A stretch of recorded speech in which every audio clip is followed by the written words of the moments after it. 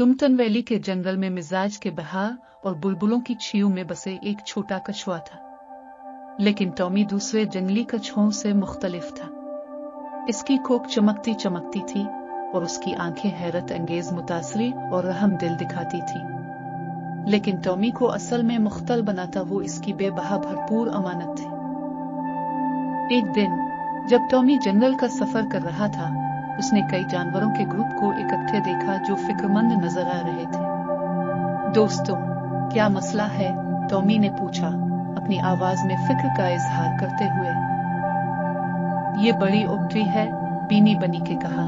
इसकी कान हुई। इसके पत्तों का रंग काला हो रहा है और हम नहीं जानते कि क्या वजह हो सकती है। टॉमी ने महसूस किया कि वो मदद करना चाहता है। अपने दिल की तवानाई के साथ उसने बरास पाने का अहद किया कि वो बड़ी ऊग की मुसीबत की वजह तलाश करने के लिए सफर पर निकले। रास्ता में उसने मुख्तल चैलेंजेस का मुआवजा किया, शोहरत पाने वाली राहों से लेकर शैतानी जंगली जानवरों तक। लेकिन टॉमी ने हर रुकावट को जज्बे और अमानत के साथ मुआवजा किया।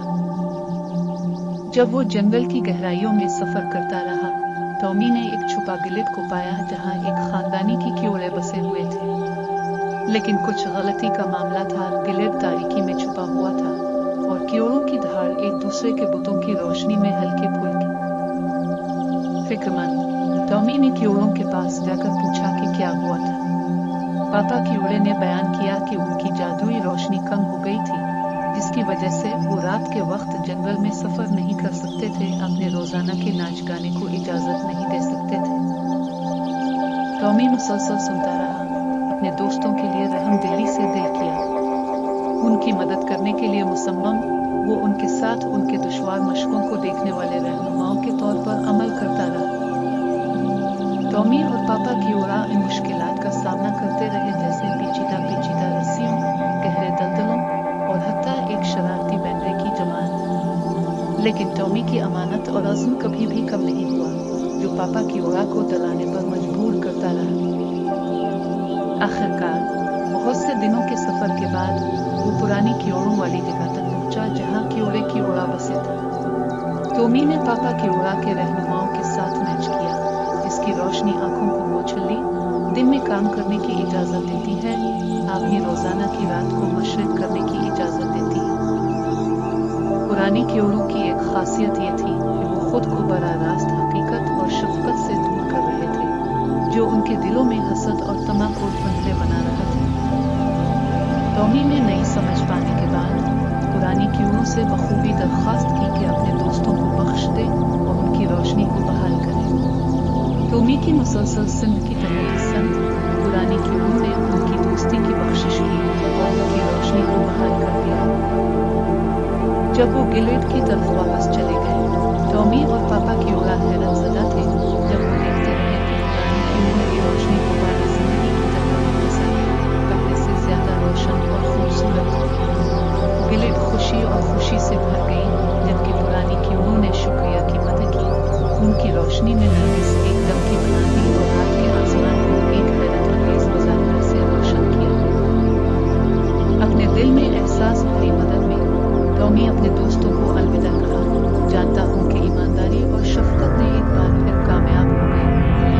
और जब वो टन वैली के जंगल में वापस जा रहा था, तो उसके साथ एक बेपनाह दर्द साथ रखता था कि ईमानदारी न सिर्फ एक सिफत है, बल्कि एक रहनुमा की शक्ल में हमें असल खुशी और भरपूर हुसैनी की राह पर ले जाती है। जब टॉमी जंगल में गहराइयों में सफर करता रहा, उसने एक इंतहाई खुफिया सूरत-ए-हाल का सामना किया। निकाब शिकन सिलसिला, जहां एक कदीम होनरूहे का गिरोह था। लेकिन टॉमी की अमानत और अक़दाम कभी भी हल्का नहीं हुआ, जो उनके दोस्त पापा क्योड़ा